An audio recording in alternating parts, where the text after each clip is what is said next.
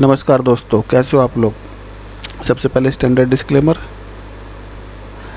ये वीडियो पूरी education purpose के लिए है। कोई भी फाइनेंशियल डिसीजन लेने से पहले अपने फाइनेंशियल एडवाइज़र की सलाह ज़रूर लें। बात करेंगे आज WD गैन साइकिल थ्योरी के हिसाब से निफ्टी बैंक निफ्टी और स्मार्ट मनी कॉन्सेप्ट के हिसाब से निफ्टी बैंक निफ्टी में और स्टॉक्स में क्या क्या मूवमेंट हो रही है या हो सकती है, और देखेंगे स्मार्ट मनी कॉन्सेप्ट में कौन कौन से पॉइंट होते हैं, है ना, कि किस तरह से वो काम करता है। और ये पार्ट है कोर्स का। मैं बताना चाहता हूँ कि मैं अभी स्टार्ट कर रहा हूँ एक नया, क्योंकि टाइम नहीं मिल पा रहा था, तो अभी थोड़ा टाइम मिला है मेरे को। तो स्मार्ट मनी में क्या क्या हम सीखने वाले हैं और WD गैन में क्या क्या सीखने वाले हैं। तो स्मार्ट मनी में बेसिकली क्या क्या होता है, सबसे पहले हमें क्या करना होता है, स्ट्रक्चर मैप करना होता है। स्ट्रक्चर मैप में सब 2-3 पॉइंट हमारे आते हैं कि सबसे पहला इंड्यूसमेंट का हम इंड्यूसमेंट फाइंड आउट करेंगे कहाँ पर है, बोस का लेवल कहाँ है, चौक का लेवल कहाँ है। अच्छा, इंड्यूसमेंट क्या होता है कि इंड्यूसमेंट के अंदर वैलिड इंड्यूसमेंट कौन सा है, वो सबसे मेन पार्ट है।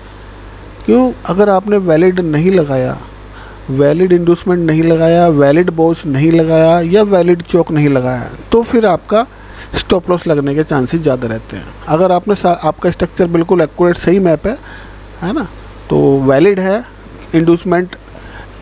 कोई इंड्यूसमेंट इसको भी लगा देगा, ये भी इंड्यूसमेंट है, लेकिन ये वैलिड नहीं है। ठीक है, वैलिड कैसा होता है, जो एक हाई से बनता है। ये हाई से बना हुआ है, ये हाई से नहीं बना हुआ है, ये लोअर हाई से बना हुआ है। ठीक है, तो ये कुछ टेक्निकल पॉइंट्स हैं ऐसी चौक और बोस में और ऐसे इंड्यूसमेंट में। ठीक है ना, तो इंड्यूसमेंट, ये 3 पार्ट हो गए हमारे स्ट्रक्चर मैपिंग के।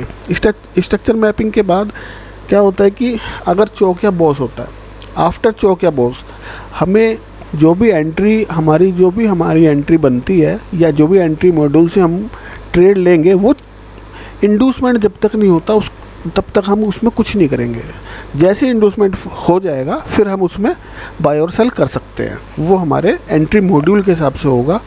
ठीक है ना, एंट्री मॉड्यूल में कितने एंट्री मॉड्यूल हैं, 3 एंट्री मॉड्यूल से हम, मतलब 3 तरह से हम एंट्री, जैसा मार्केट कहेगा कि मैं किस एंट्री मॉड्यूल पे एंट्री देने वाला हूँ आपको।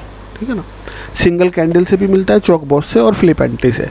तो हमको वो मार्केट बता देगा कि मैं फ्लिप देने वाला हूँ या फिर मैं सिंगल कैंडल से देने वाला हूँ या फिर चौक बॉस एंट्री से देने वाला हूँ।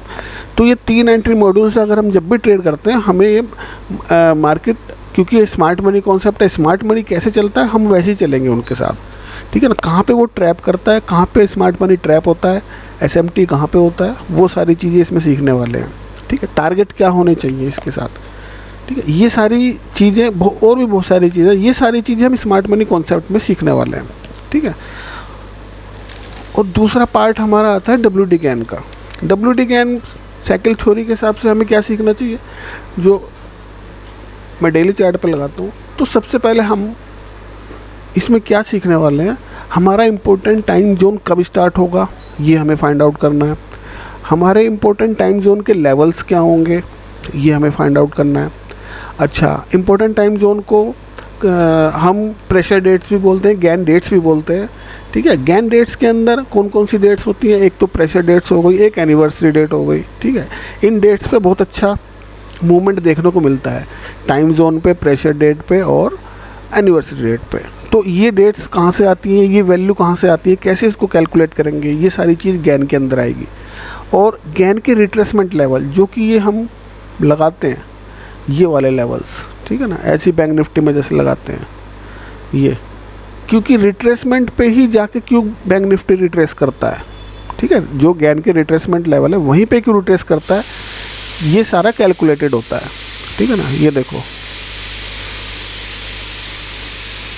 तो ये चीज़ें से रिट्रेसमेंट लेवल कौन कौन से होते हैं, एक हमारे होते हैं, एक तो होते हैं स्टैटिक गैन लेवल, हम सीखेंगे स्टैटिक गैन लेवल कैसे निकालें। एक होते हैं हमारे डायनेमिक गैन लेवल कैसे निकालें। ठीक है, जो कि आप किसी भी इंडेक्स, किसी भी स्टॉक, ये हर जगह एप्लीकेबल है। ठीक है ना, और ये जो लेवल्स हैं ये हमने 360 के लेवल निकाले। ठीक है, तो ये पूरा एक सर्किल का लेवल में लगाता हूँ, क्योंकि अगर प्राइस यहाँ से चला है तो पूरा 360 कंप्लीट करेगा, ठीक है। बाकी इसके 45, 90 और 120, 150, 180, 270 इन सब के लेवल्स भी वो हम शॉर्ट टाइम पीरियड के लिए, या जैसे इंट्राडे कर रहे हैं तो हमें पता होना चाहिए कि भाई ये इसका 90 डिग्री का एंगल आ गया, तो हमें वहाँ पे प्रॉफिट बुक करना चाहिए। अगर कोई स्विंग में जा रहा है, जैसे हमें जाना है पूरे हमारे टाइम जोन हमें बेरिश बता रहा है या बुलिश बता रहा है, तो हम क्या करेंगे, अगर हमारे टाइम जोन हमारा 15 दिन का है तो हमारा व्यू होगा कि भाई इसके ऊपर निकलेगा तो हम यहाँ तक के लिए जाएंगे इसके अंदर। तो इससे हमें ये जो स्टैटिक और डायनेमिक लेवल्स हैं, इससे हमें ये पता चलता है कि हमें अपने, अगर हमने एंट्री बनाई तो कहाँ पे हमें एग्जिट होना है, ठीक है। और ज्ञान के अंदर हम ये सीखेंगे कि एक जो इम्पोर्टेंट सपोर्ट और रेसिस्टेंस, ये तो हमारे हो गए स्टैटिक ज्ञान लेवल्स, ठीक है ना। इसके बाद इसके अंदर भी हम इसके आसपास स्ट्रॉन्ग सपोर्ट और रेसिस्टेंस लेवल कैसे निकालेंगे, वो एक बहुत इंपॉर्टेंट मेथड है, वो बहुत अच्छा काम करता है। तो ये सारी चीज़ें सीखने वाले हैं। अच्छा, इनकी फ़ीस क्या होगी? स्मार्ट मनी कॉन्सेप्ट की फ़ीस 50,000 है, और स्मार्ट मनी और अपने WD ज्ञान साइकिल थ्योरी की फ़ीस 50,000 है। ये डिस्काउंटेड प्राइस है ऑलरेडी, और WD ज्ञान की 50,000 ही रहेगी। लेकिन अगर कोई स्मार्ट मनी सीखना चाहता है तो उसके साथ में उसको एक एडिशनल सप्लाई एंड डिमांड सिखाने वाला हूँ, जिसके अंदर हम कैसे सप्लाई पे डिमांड पे, मतलब किस आप इंट्राडे में जा रहे हो तो आप इंस्टेंट कैसे ट्रेड ले सकते हो, तुरंत गए और कैसे ट्रेड आपको फाइंड आउट करना है, ये उसको आपको सप्लाई एंड डिमांड में सीखने को मिलेगा। जिसमें rally base rally, rally drop, rally base drop, drop base rally और ड्रॉप बेस ड्रॉप, ये वाला कॉन्सेप्ट है ना। किसी भी टाइम फ्रेम पर जाके आप इसको सीख सकते हो। एक सप्लाई डिमांड का मैं एक एग्जांपल आज सारे दूंगा, और एक सप्लाई डिमांड का एक एग्जांपल और स्मार्ट मनी का एक एंट्री मॉड्यूल हम सीखने वाले हैं आज। तो कोई भी स्टॉक रैंडमली लेते हैं, चलो रिलायंस लिया जैसे मान लो, और हमें एक इंस्टेंट ट्रेड करना है, 5 मिनट के चार्ट पे चले गए, ठीक है ना। हम यहाँ पर एक सप्लाई डिमांड लगाने वाले हैं, तो हमें एक एक्सट्रीम बॉटम या टॉप चाहिए, ठीक है ना।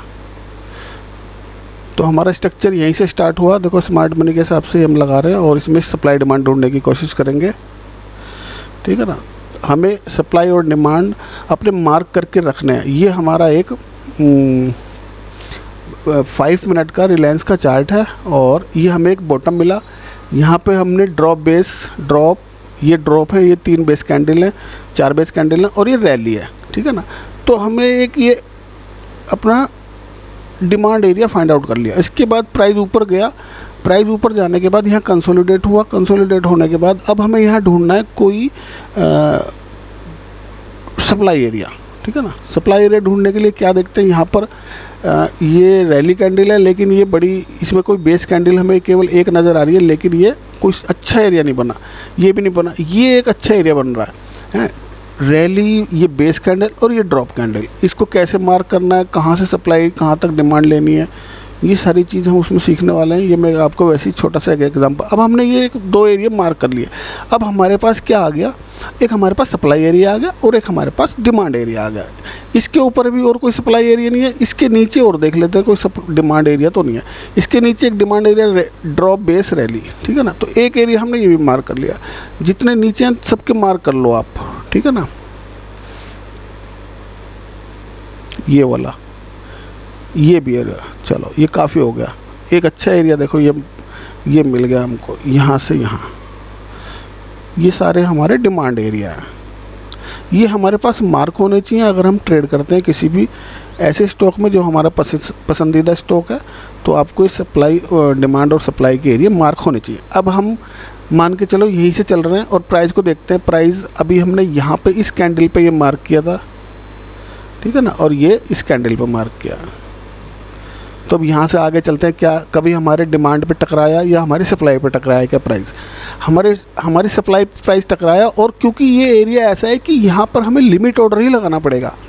जो भी हमारा ये डिस्टल और प्रॉक्सिमल लाइन है, ये प्रॉक्सिमल लाइन जो भी है ना, ये डिस्टल एंड प्रॉक्सिमल लाइन इसको बोलते हैं। तो प्रॉक्सिमल लाइन पे ही हमको प्राइस लिमिट पे लगाना पड़ेगा, क्योंकि प्राइस यहाँ पे आके ना इतना फास्ट रिएक्शन देगा कि वो, अगर आप सोचते रहोगे कि मैं यहाँ पे लूँगा 3146 रुपये पे और वो 46 टैप करेगा, आप इतने ऑर्डर पंच करोगे ना 3 सेकंड के अंदर आपका ऑर्डर जाएगा इतने में, तो वो आपका टारगेट भी दे देगा। तो हमारे एक सप्लाई एरिया पे आया, प्राइस तुरंत गिर गया, ठीक है। उसके बाद जब ये आ जाता है, क्योंकि काफ़ी देर बाद इसने सप्लाई पे टैप किया, तो हमें फिर यहाँ पर अपना कोई टारगेट एरिया निकालना पड़ेगा, ठीक है। यहाँ पर हमें अपना टारगेट एरिया निकालना पड़ेगा, तो ये तुरंत ही आपका टारगेट दे देगा। अच्छा, अब आगे चलते हैं, फिर दोबारा ये अपने सप्लाई एरिया पे गया, ठीक है ना, तो फिर अपना ये तुरंत आ गया। अब हमें देखना है कि कौन कौन से डिमांड एरिया पर ये आके टैप कर रहा है। तो ये 2 डिमांड एरिया लगे हुए हैं, क्योंकि इसमें कौन सा स्ट्रॉन्ग है कौन सा वीक है ये सारी चीज़ मैं बताने वाला हूँ उसके अंदर। अच्छा, हमारे डिमांड एरिया पे आया तो वापस जाता हुआ फिर अपना सप्लाई एरिया पे पहुँच गया।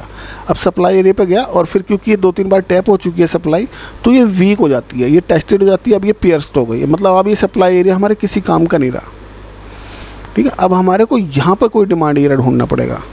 तो ये मैंने एक एग्जाम्पल आपको दिया सप्लाई और डिमांड का, ठीक है ना। अभी हम एक उसमें हाँ, एक हम देखने वाले हैं स्मार्ट मनी से कोई एक एंट्री हम कैसे एक सेफ एंट्री लेते हैं।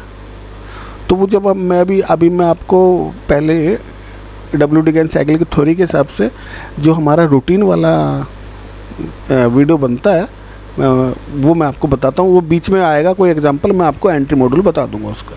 तो चलते हैं सीधा निफ्टी के चार्ट पे, डेली टाइम फ्रेम, और देखने की कोशिश करेंगे क्या निफ्टी क्या कर रहा है। हमारा एक इम्पोर्टेंट टाइम जोन स्टार्ट हो चुका है, वैल्यू आप नोट कर लेना, मोटा मोटा बाकी 24,170 से और 24,360, ठीक है। 24,170 से 24,360 ये एक हमारा इंपॉर्टेंट टाइम जोन के हमारे पर प्राइस आ गए। अब इस टाइम जोन को कैसे प्ले करना है ये भी मैं कोर्स में सिखाने वाला हूँ, ठीक है। इसको प्ले करने का तरीका क्या है भाई, मंडे को, ट्यूसडे को, वेडनेसडे को जब कभी भी प्राइस इस टाइम जोन के ऊपर क्लोजिंग दे दे या इस टाइम जोन के नीचे क्लोजिंग दे दे, तभी हम इसके अंदर उस हिसाब से, अगर ऊपर क्लोजिंग देगा तो हम बुलिश रहेंगे कहाँ तक के लिए, 926 के लिए, और अगर इसके नीचे बैरिश रहता है तो हम कहाँ तक के लिए बैरिश रहेंगे, 23,680 के लिए, ठीक है। फिर इन जो रिट्रेसमेंट लेवल हो इनको कैसे ट्रेड करना है वो भी सारा कोर्स में बताया जाएगा। और इसको कैसे ट्रेड करेंगे इसका भी वही रूल है, अगर प्राइस इसके ऊपर सस्टेन कर रहा है तो वापस चला जाएगा, और सस्टेन नहीं कर रहा, ब्रेक कर रहा है, फिर तो हम यहाँ का स्टॉप लॉस रख के फिर नीचे के लिए जाएंगे पूरे 360 के लिए, ठीक है। तो यानी कि अभी टाइम जोन स्टार्ट हुआ है तो हमें वेट करना है, या तो इसके ऊपर क्लोजिंग हो या इसके नीचे क्लोजिंग हो, तो हमें पता चलेगा मार्केट बुलिश रहने वाली है अभी 15 दिन या फिर बेरिश रहने वाली है 15 दिन। सेम सिनेरियो बैंक निफ्टी का रहेगा। बैंक निफ्टी के लेवल्स आप नोट कर लो, मोटा मोटा बता रहा हूँ आपको, 52,300 से 52,800, 52,300 से 52,800, यानी कि 500 पॉइंट की रेंज है ये। और प्राइस इसके ऊपर रहेगा तो हमारे लेवल्स ये लगे हुए हैं, इसके नीचे रहने वाला है तो सीधा ये मेरे ख्याल से 800 पॉइंट का एक रेंज है, 200 से 2000 900 से 1000 पॉइंट की एक रेंज है जो इसकी 360 अभी बन रही है फ़िलहाल प्राइस के हिसाब से। ये हो गया WD गेन साइकिल थ्योरी के हिसाब से क्या क्या हम इसमें देख सकते हैं, क्या बुलिश होगा क्या बेरिश होगा, ये टाइम जोन हमको बता देगा, ठीक है। हमें कंफ्यूज नहीं होना कि कहीं कंफ्यूज रहता है भाई बुलिश है बेरिश है कुछ है, लेकिन हमारे को महीने हमें पता चलता रहता है कि अभी मार्केट बुलिश रहने वाली है या बेरिश रहने वाली है। अब चलेंगे 15 मिनट के चार्ट पे और स्मार्ट मनी कॉन्सेप्ट के हिसाब से स्ट्रक्चर को मैपिंग देखते हैं कि कौन से इंडेक्स में और कौन से स्टॉक्स में क्या क्या स्ट्रक्चर मैप हुए हुए हैं या क्या क्या प्राइस बोल रहा है। निफ्टी अभी बुलिश है और इंडूसमेंट इसका ऑलरेडी हो चुका है, इसकी रेंज हमारे पास है स्मार्ट मनी के हिसाब से 24,055 से मतलब 24,000 से 24,400। अभी निफ्टी की ये रेंज है, जोन सी भी रेंज ब्रेक करेगा फिर फर्दर उसके हिसाब से देखा जाएगा कि मार्केट करना क्या चाहता है।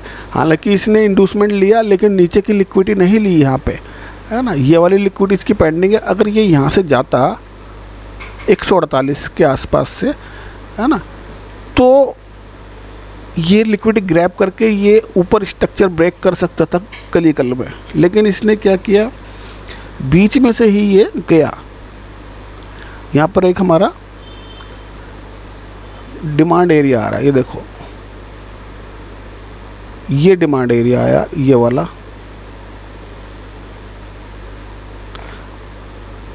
तो अगर आप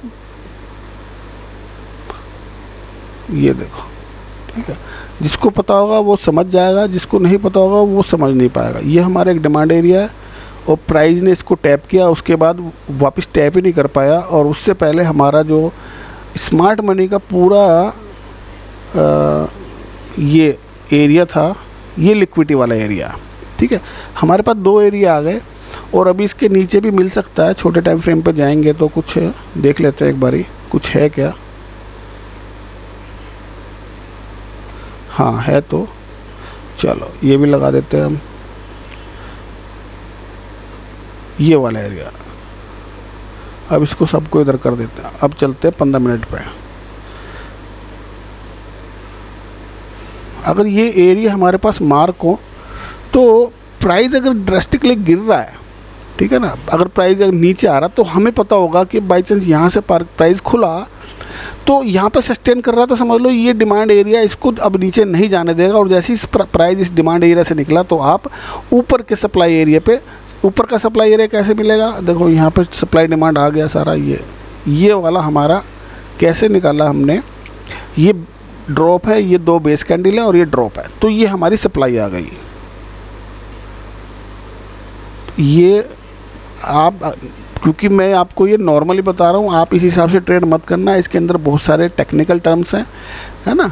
कभी आप इस हिसाब से कर लो और वो ब्रेकआउट दे दे, ये तो भैया काम ही नहीं कर रहे। ये इनकी वैल्यू, इनकी जो है जोन की स्ट्रेंथ भी देखी जाती है। मैं आपको एक एग्जांपल के तौर पे बता रहा हूँ कि ये हमारा डिमांड एरिया था, प्राइस यहाँ गिरा और सीधा भागा, कहाँ तक भागेगा, सप्लाई एरिया तक। सप्लाई लेके, है ना, सेकंड बार में ये ब्रेक कर सकता है क्योंकि ये टेस्ट हो चुका है जोन, ठीक है ना। और अब ये जोन पियर्स्ड हो गया, यानी कि अब इसके अंदर कोई ताकत नहीं बची, इसको हटा दो। अब ऊपर के देखा जाएगा। ऊपर का कहाँ, ऊपर का देखने के लिए कहाँ दिख रहा है हमको, ये एक जोन दिख रहा है जो प्राइस वहीं तक गया। तो ये हम ऑलरेडी अगर पहले से लगा के रखें तो हमें पता होगा कि प्राइस ये हमारे सप्लाई डिमांड भी लग गए, ठीक है। आज की वीडियो में थोड़ा मिक्स बना रहा हूँ, ठीक है। तो ये मत समझना मैं इस स्मार्ट मनी में सप्लाई डिमांड कहाँ से ले आया, ठीक है। ये दोनों कोरिलेट करते हैं, कोरिलेट आपस में। और मैं ऐसे ही लाइव में ऐसे ही मैं लगाता हूँ सप्लाई डिमांड भी और स्मार्ट मनी भी और गैन भी। गैन से मेरे को डायरेक्शन मिलती है। अगर जैसे मुझे गैन का नॉलेज है और मुझे पता है कि भाई गैन हमारे को बुलिश बोल रहा है, तो मैं क्या करूँगा, इंडेक्स में अगर मुझे जाना है तो मुझे बुलिश सिनेरियो क्रिएट, जो बुलिश सिनेरियो पे मेरे आएगा तो मैं वही ट्रेड करूँगा, मैं बेरिश सिनेरियो पे नहीं जाऊँगा, ठीक है। चाहे कितना ही स्ट्रॉन्ग सप्लाई एरिया हो, लेकिन क्योंकि अगर लॉन्गर HTF यानी कि हायर टाइम फ्रेम हमको बुलिश बता रहा है तो मैं बाइंग की तरफ ही देखूंगा हमेशा, ठीक है। जैसे ही मेरे जोन पे आएगा मैं यहीं से बाय करूंगा, ठीक है। नीचे वाले पे आएगा तब बाय करूंगा, इससे नीचे वाले पे आएगा तब बाय करूंगा, क्योंकि मेरा हायर टाइम फ्रेम बुलिश है तो मैं हमेशा बुलिश ट्रेड देखूंगा। और अगर WD गैन बेरिश दिखाता है तो मैं सेलिंग पे जाऊँगा, ठीक है। ये कॉन्सेप्ट स्मार्ट मनी में चलता है और इसको हमेशा ऐसे ही ट्रेड करना चाहिए।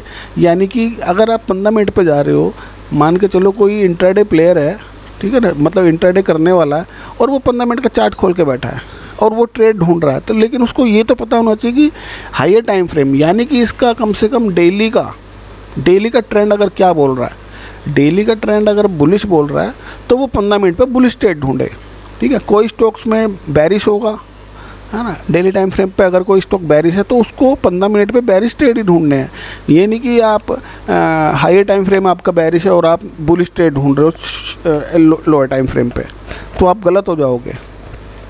चलो ये हो गया, सारी ये पॉइंट मैं आपको समझा दूंगा जो स्टॉक में सप्लाई डिमांड आ रही है। तो ये हमने देखा निफ्टी में प्राइस खुला, लेकिन हमारे डिमांड एरिया पर से लेके अभी ये जोन थोड़ा वीक हो गया, इसको हटा दो। अब जब कभी भी प्राइस आएगा तो सीधा इस जोन को टैप करेगा, क्या ये स्ट्रॉन्ग है या वीक है, क्योंकि इसके नीचे एक्सट्रीम पे भी पड़ा है। तो मुझे अगर बाय करना होगा तो मैं इस जोन से बाय करूँगा निफ्टी को, ठीक है ना। तो 15 मिनट के चार्ट पे स्मार्ट मनी के हिसाब से निफ्टी अभी बुलिश है, इसको बाय ऑन डिप्स रखना है। अभी डिमांड एरिया से हमें बाय करना है 24,080 के आसपास, यानी कि 24,100 की रेंज पे अगर मिलेगा तो मैं बाय करूँगा, अदरवाइज़ नहीं। ठीक है, क्योंकि एक्सट्रीम पे बाय करूँगा। यहाँ पे मुझे पता है मेरा स्टॉप लॉस कितना है। ठीक है, 50 पॉइंट का स्टॉप लॉस रखूँगा। अगर यहाँ से बाय करूँगा 80 पे, इसके नीचे स्टॉप लॉस रख के और यहाँ तक के लिए बैठ जाऊँगा, ऊपर तक के लिए 400 पॉइंट के लिए। ठीक है, हाँ अगर ऊपर जा रहा है ठीक है, लेकिन हायर टाइम फ्रेम बुलिश है तो मैं यहाँ से कभी सेल नहीं करूँगा। बैंक निफ्टी को देखते हैं। बैंक निफ्टी चौक किया, एंडोसमेंट किया, हाई किया, बॉटम पे आया, तो ये अपने इसने भी लिक्विडिटी नहीं ली और इसकी ये अगर यहाँ से आ जाता, इस जोन पे आता, तो ये 52,250 के आसपास, जो कि ये 290 से ही वापस आ गया, चला गया। 290 से वापस क्यों चला गया, इसका एक मेन रीज़न क्या लग रहा है मेरे को, ये हमारा गेन लेवल लगा हुआ है और प्राइस ने इसने इसको रोक लिया, शायद ऐसा कुछ हो सकता है। ठीक है ना, गेन लेवल्स की अपनी पावर है, सप्लाई डिमांड की अपनी पावर है, स्मार्ट मनी की अपनी पावर है। तो अभी तो इसने गेन लेवल्स ने रोका, क्या पता नेक्स्ट टाइम ना रोक पाए और इसको टैप करे डिमांड पे, क्या पता नेक्स्ट टाइम जब आए तो डिमांड अब इसको रोक ले और इसको ऊपर भेज दे। तो स्मार्ट मनी के हिसाब से ये मैंने आपका डिमांड एरिया लगाया था, इसको मैं हटा रहा हूँ। तो इसको जाना तो ऊपर है 15 मिनट के हिसाब से। ठीक है, और ये नीचे आया भी था, तो थोड़ा सा नीचे आ जाता तो ये सारा इसका स्मार्ट मनी वाला जो कॉन्सेप्ट था, वो लिक्विडिटी वाला पार्ट वो पूरा हो जाता, तो ये ऊपर चला जाता। और ये नीचे नहीं आया तो ऐसा लगता है कि ये, और यहाँ पर एक गैप बना हुआ है। एक मिनट डेली चार्ट पर देख लें जाके के, ये किस तरह का गैप है। ये गैप बना हुआ है, क्लोजिंग इसकी यहाँ है और इसकी क्लोजिंग इसकी यहाँ पर है। तो ये गैप है जो कि प्रो गैप है, और देखते हैं क्या है भर पाता है। वैसे तो बहुत ही मुश्किल भरते हैं गैप, प्रो गैप, फिर भी देखते हैं। निफ्टी ने तो भर दिया, बैंक निफ्टी नहीं भर पाया। निफ्टी ने तो गैप फिल किया, लेकिन बैंक निफ्टी हमेशा गैप क्लोजिंग टू क्लोजिंग ही देखा जाएगा, विक को नहीं काउंट किया जाएगा, क्योंकि विक्स के अंदर लिक्विडिटी होती है। और इसका भी गैप है फिर निफ्टी का। ठीक है, तो फिर निफ्टी के हिसाब से फिर निफ्टी अभी फ़िलहाल बुलिश है और ये इसने तो सारी लिक्विडिटी ग्रैब की है। ठीक है, इसने अपनी ये लिक्विडिटी ग्रैब कर चुका है और ये ऊपर जा सकता है। निफ्टी मिड कैप ने अभी बॉस किया है और इंडोसमेंट इसका पेंडिंग है। तो ये इंडोसमेंट पता नहीं ले अभी फ़िलहाल ना ले या ऊपर जाए। तो जब तक इंडोसमेंट इसमें नहीं होगा हम कोई बाय सेल नहीं करेंगे। ठीक है, जैसे इंडोसमेंट लेगा तो हम इसमें काउंटर ट्रेंड में बैठ जाएंगे डाउन के लिए। इंडोसमेंट होते ही काउंटर ट्रेंड ले लेंगे। स्टॉप लॉस छोटा है यहाँ पे।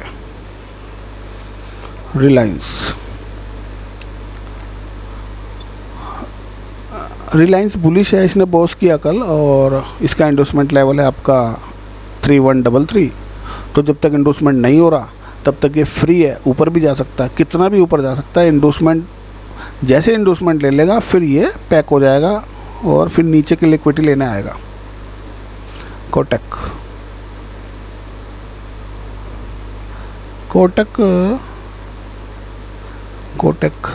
कोटक ने बॉस किया, अगेन बॉस किया। ठीक है ना, तो इंडोसमेंट लेवल इसका काफ़ी नज़दीक है। इंडोसमेंट हो चुका है, सॉरी एक सेकंड देख लेते हैं। हाँ, इसका इंडोसमेंट हो चुका है और अब ये लिक्विडिटी लेने के लिए नीचे आ सकता है। यहाँ तक इसका जोन यहाँ तक है 1737। तो जितने नीचे मिलेगा, और यहाँ पर एक अच्छा एरिया है मेरे पास 1750 के आसपास। मैं तो अगर बाय करूँगा तो इसके ऊपर कभी बाय नहीं करूँगा, मुझे तो एक्सट्रीम पे ही चाहिए। 1750 पे मिलेगा तो बाय करूँगा, स्टॉप लॉस छोटा, क्योंकि हमें एक ही स्टॉक के पीछे नहीं पड़ना। 15-20 स्टॉक 50 स्टॉक लगा लो, है ना। जो भी आपको एक्सट्रीम पे मिले छोटा सा स्टॉप डालो, छोटा सा स्टॉप लॉस डालो और ट्रेड में बैठ जाओ और छोड़ दो उसको। स्टॉप लॉस लेगा या टारगेट देगा, क्योंकि स्टॉप लॉस लेगा 5 पॉइंट का, टारगेट कितना देगा ये भी तो देखो आप। लॉन्ग पोजीशन अगर हम डालते हैं यहाँ से डलेगी, स्टॉप लॉस 10 पॉइंट का, टारगेट 100 पॉइंट के, 1:10 का रेशो आ रहा है, बढ़िया। HDFC HDFC ने एक प्रो गैप छोड़ा है, दूसरा प्रो गैप छोड़ा है, दो प्रो गैप HDFC के पास अभी हैं, लेकिन एक स्ट्रॉन्ग डिमांड एरिया भी इसके पास है। ठीक है,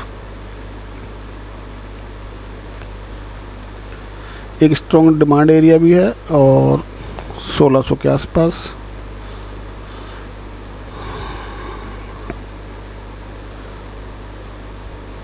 बॉस कर चुका, वो सॉरी इंड्यूसमेंट हो चुका है, तो यानी कि इसका ये पॉज हो गया। ये जो इसका लो लगा था यहाँ पे पॉज हो गया ऐसा लगता है, क्योंकि जब इंड्यूसमेंट हो जाता है तो अब ये प्राइस ऊपर जाने की कोशिश करेगा। ठीक है, वैसे तो इसका एक्सट्रीम यहाँ पर है, तो देखते हैं, क्योंकि कई बार क्या होता है ये चला भी जाता है, वो आपको एंट्री मॉड्यूल पे देखना पड़ेगा जा पाएगा या नहीं, क्योंकि इसने स्वीपिंग किया है, क्लोजिंग इसके ऊपर नहीं मिली है। क्लोज इसको करना चाहिए तो ऊपर जाता, अभी स्वीप किया है, अभी थोड़ा सा रिस्की है यहाँ से तुरंत ट्रेड लेना कि कहाँ तक का लिया जाए। अभी इसको मूवमेंट करने दो, जब ये यहाँ पर अपना लिक्विडिटी और इंड्यूसमेंट छोड़ेगा तो हमें पता चल जाएगा ये जाना कहाँ चाहता है। भारतीय एयरटेल बेरिश है और इंड्यूसमेंट हुआ है तो एयरटेल ऊपर जाने की कोशिश करेगा। जो भी यहाँ पे स्टॉप लॉस या पेंडिंग हैं ऑर्डर उनको लेने की कोशिश करेगा। सन फार्मा बुलिश है। सन फार्मा, एक बात और, आप ये क्वार्टर के लिए ये फार्मा के सेक्टर के शेयर आप देखो, ये बुलिश रहने वाले हैं सारे। जितने भी फार्मा के आपके पसंदीदा स्टॉक्स हैं उनका प्राइजेक्शन बनाओ, कुछ भी लगाओ अपनी स्ट्रेटजी, उनमें अगर बाइंग स्ट्रॉन्ग डिमांड एरिया ढूंढो, है ना, अपने बाइंग क्राइटेरिया पे छोटा स्टॉप लॉस लेके, तो कोई भी आप फार्मा का सेक्टर, फार्मा की रिलेटेड कोई भी स्टॉक हो उसमें आप पोजीशन बना सकते हो। गिरती हुई मार्केट में भी बना सकते हो, कोई इशू नहीं है। फार्मा के लिए ये क्वार्टर अच्छा है। अच्छा, सन फार्मा का बुलिश है, इंड्यूसमेंट पेंडिंग है, इंड्यूसमेंट लेगा तो नीचे आ सकता है, ऊपर के लिए देखना है। इसके बाद देखते हैं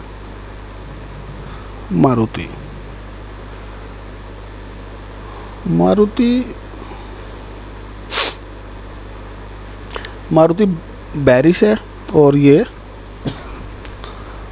ऊपर से लिक्विडिटी लेके आ चुका है, लेकिन यहाँ थोड़ा लिक्विडिटी और क्रिएट कर रहा है और ये नीचे आएगा। ठीक है, हम बात कर रहे थे एक एंट्री मॉड्यूल की, देखते हैं इसमें मुझे लगता है मिलेगा कुछ। हाँ, हम इसी पॉइंट से पकड़ते हैं इसको। हमें अगर एंट्री लेनी है, ठीक है ना, ये हमारा एक एक्सट्रीम पॉइंट पर आया प्राइस,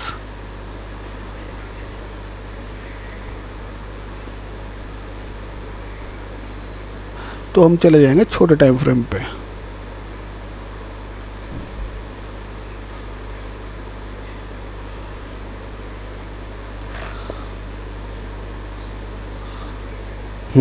यहाँ पे आ गया, इंड्यूसमेंट हो गया। ठीक है ना, हम इंड्यूसमेंट के बाद कैसे एंट्री लेते हैं। इंड्यूसमेंट हो चुका है प्राइस का यहाँ पर, ठीक है ना, तो इंड्यूसमेंट हो गया और इसके बाद हम देखेंगे इसके नीचे का एक इंड्यूसमेंट जो कि इसका यहाँ बना, जो कि मार्केट ने नहीं लिया। ठीक है, फिर एक मार्केट ने नया हाई लगा दिया जिसका इंड्यूसमेंट बन गया ये, जो कि मार्केट ने नहीं लिया। फिर एक नया हाई बन गया, उसका इंड्यूसमेंट लेवल बन गया ये। तो इसके बाद कोई हाई बना नहीं और इंड्यूसमेंट इसका हो चुका है। ठीक है, अब इसे हम बाइंग में ले जाएंगे। ठीक है, क्योंकि ये यहाँ पे इसने इंड्यूसमेंट किया, इसको हम बाइंग में ले जाने की सोचेंगे तो लेंगे कहाँ से इसको। इसके तुरंत बाद अब मैं मार्किंग कर देता हूँ कहाँ से बाइंग बन सकती है। इसके अंदर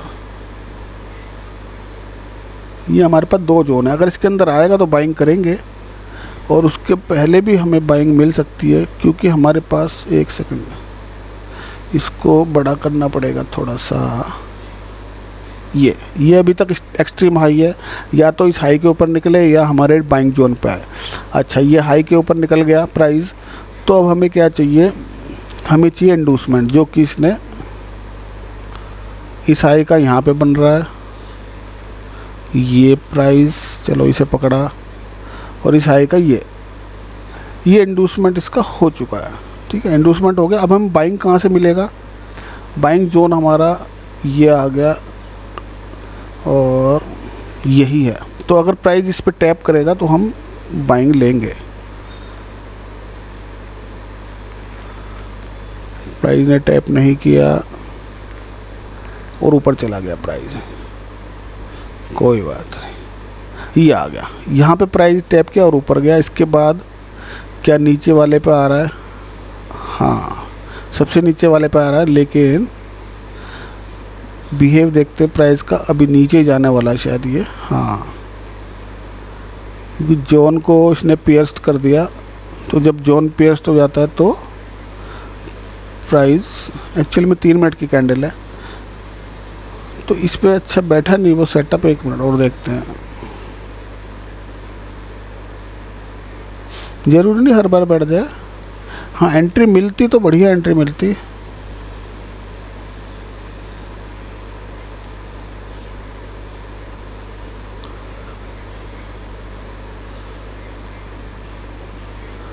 ओके ऊपर गया तो 1 सेकंड,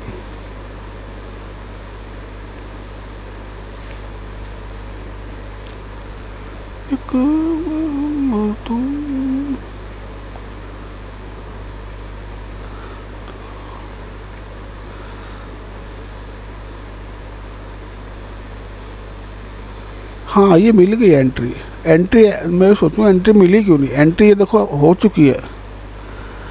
ये इस वाली कैंडल ने टैप कर दिया, ये वाली कैंडल ने, ठीक है ना, ये वाली 11:48 की कैंडल ने टैप किया और प्राइस उसके बाद इस जोन पे आया ही नहीं और एक्सट्रीम पे पहुंच गया प्राइस। अच्छा ये एक्सट्रीम पे क्यों पहुंचा, तो उसके लिए हमें देखना पड़ेगा यहाँ पर। 1 मिनट थोड़ा इसको ऐसे करो, यहाँ पर हमें देखना पड़ेगा 15 मिनट पे जाके।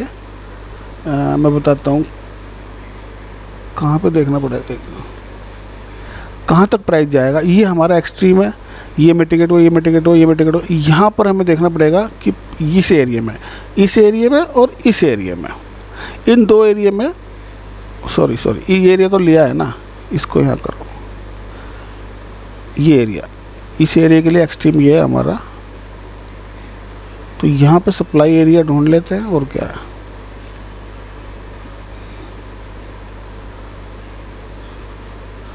ठीक है, ये एरिया हमारे पास आया एक सप्लाई एरिया, ठीक है ना, ये हमारा बेस हाई है, मतलब एक्सट्रीम हाई ये है। इसके हिसाब से भी लगाएंगे तो हमारे पास पूरा एरिया यहाँ तक बैठता है, लेकिन मैंने छोटा ही लगाया, चलो पूरा लगा देता है। तो ये एरिया जब भी इस पे प्राइस आएगा डाउन हो जाएगा, ठीक है ना।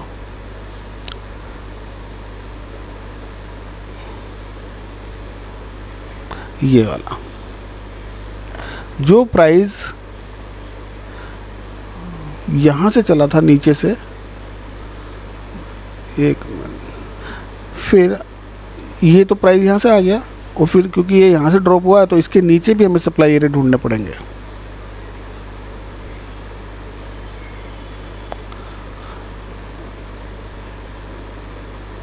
यहाँ से लेके ये एरिया, ठीक है ना, ये पूरा कर लो आप।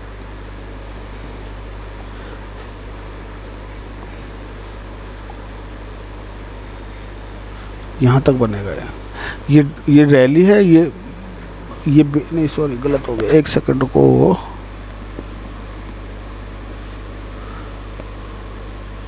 एक तो एरिया ये बना और सेकंड बनेगा हमारा 2 3 4 5 6, यहाँ से यहाँ तक, ठीक है। तो ये एरिया हमारे पास पहले से मार्क होने चाहिए सप्लाई और डिमांड के, कि प्राइस अगर नीचे से आएगा ये मैंने पहले भी मार्क करके लगाया हुआ था, प्रीवियस वीडियो में देखना। ये एरिया मैंने कहा यहाँ पे, क्योंकि स्मार्ट मनी के हिसाब से मारुति बेरिश था तो ये इसका सप्लाई एरिया था, ठीक है ना। तो सप्लाई एरिया पे जैसे आता है और वो प्राइस 2 दिन के अंदर ही 1000 पॉइंट माइनस हो जाता है। अभी धीरे धीरे नीचे आ रहा है और ये नीचे आके क्लोज करेगा, ठीक है। एशियन पेंट साइडवेज चल रहा है अभी, और ये जो है नहीं साइडवेज नहीं चल रहा, ये बुलिश है, इसको इंडूसमेंट अभी पेंडिंग है। बाकी ये कुछ एरिया सप्लाई डिमांड के थे, ये देख लो आप, ठीक है ना। बलराम के 2 बार टारगेट आ चुके हैं, एक बार ऊपर एक बार नीचे। एयू बैंक अभी ऊपर से आया है, एक बार और ऊपर मिलेगा तो नीचे, नीचे मिलेगा तो ऊपर। डीएलएफ ऊपर से निकला है तो नीचे तक जा सकते हैं इसमें। नेशनल एल्युमिनियम इसने ब्रीच कर दिया, इसको छोड़ दो, हटा दो इसको। अपोलो हॉस्पिटल वो फार्मा सेक्टर सारे बुलिश हैं, तो ये अगर यहाँ मिलेगा तो ऊपर तक के लिए जा सकते हैं। HDFC क्या है ये तो ऑप्शंस है, सेंसेक्स है।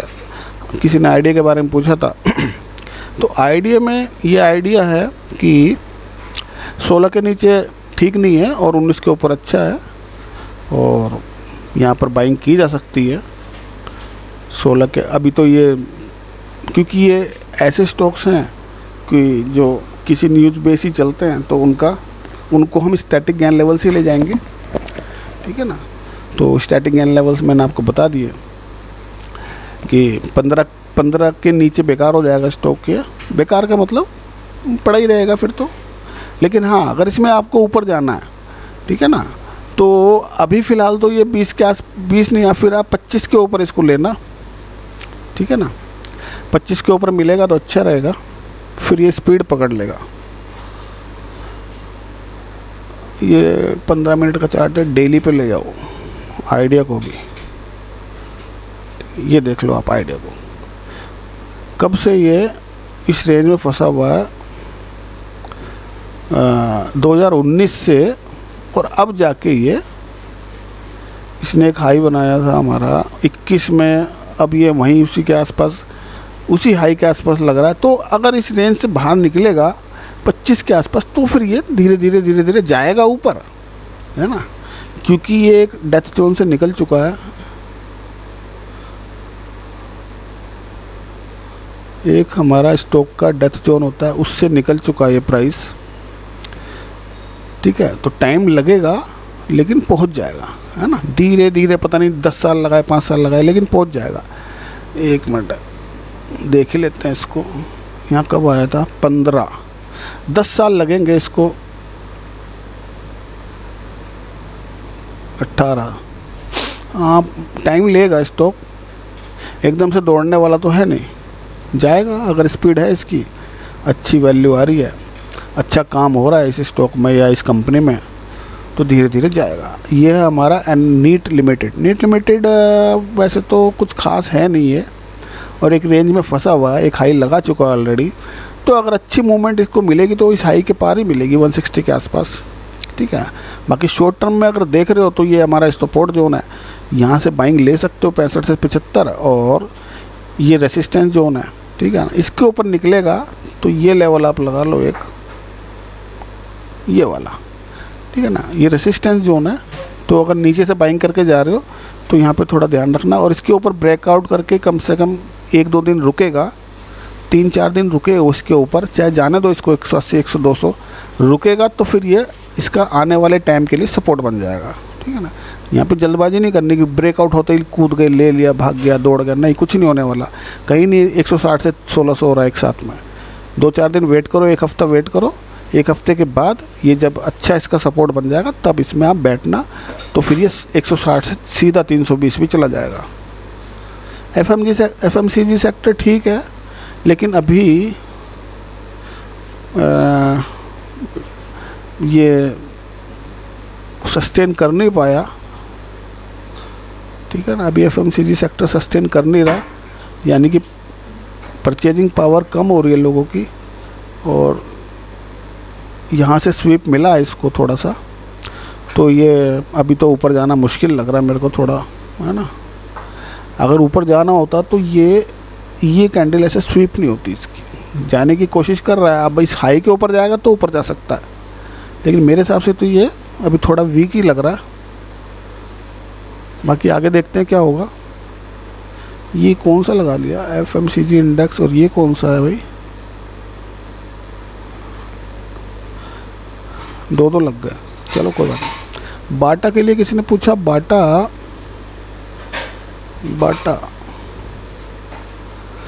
तो डाउन लोअर हाई बना रहा है, लेकिन एक अपने अच्छे सपोर्ट के पास आया, तो यहाँ से घूमने के चांस लग रहे हैं इसके। तो अगर 1700, ये इसका एक रेसिस्टेंस जोन है 1725 से 1775, तो इसके ऊपर अगर सस्टेन करता है प्राइस, तो फिर ये धीरे धीरे ऊपर जा सकता है। लेकिन अभी तो ये एक आप खुद देखो, ये वीकली चार्ट है, वीकली चार्ट में अभी ये डाउन ट्रेंड में चल रहा है, ठीक है ना।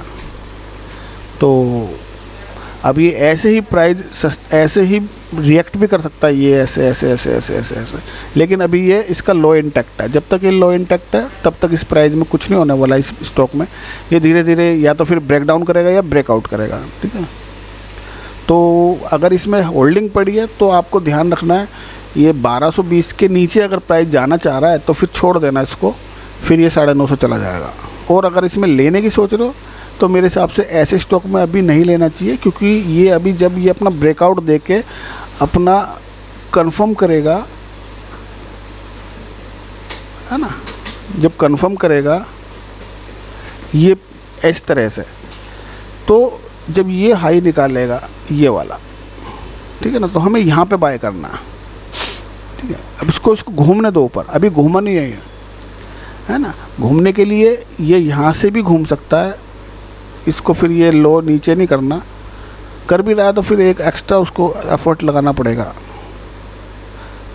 ये इस तरह का सिनेरियो इसको क्रिएट करने दो, मतलब इसको मूवमेंट को चेंज करने दो इसको। अभी मूवमेंट इसकी चेंज नहीं हुई, अभी तो डायरेक्शन वन साइडेड जा रहा है नीचे, ठीक है। हाँ, मूवमेंट चेंज यहाँ से भी हो सकती है, इसको ऐसे करना पड़ेगा। फिर लो मैं फ्रेश ही लगा देता हूँ, ये प्राइस आ रहा है, ठीक है ना। और ये अब चेंज कैसे करेगा, ये चेंज करेगा ऐसे, ये तब। तो जब प्राइस अब इसके ऊपर निकलेगा, ठीक है ना, नीचे आके या ऊपर सीधा ही जा रहा है, तो फिर हमको ये पकड़ना पड़ेगा, ये वाला हाई, ये वाला, ठीक है ना। तो ये ऐसे प्राइस एक्शन बनाएगा, ठीक है। तो यानी कि अगर ये सीधा जा रहा है तो हमें इस हाई का वेट करना है, इस वाले हाई का, जो ये वाला हाई है, ये मतलब ये हाई समझ लो। इसको क्रॉस करने दो, जब इसके आसपास आएगा तो एक पुल बैक जरूर लेगा। जब ये पुल बैक लेने आएगा, इसको मतलब कि या तो इस वाले हाई को पकड़ लो, ये प्राइस है आपका 1720 के आसपास जो भी है प्राइस, यहाँ पे आके अगर पुल बैक ले रहा है, ठीक है, पुल बैक लेगा 100% लेगा, तो लेने के बाद जब इस प्राइस को तोड़ेगा वो हमारा एंट्री पॉइंट होगा, ठीक है ना, ये वाला।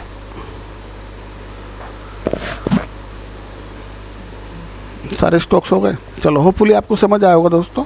मिलते हैं नेक्स्ट वीडियो में। Thank you.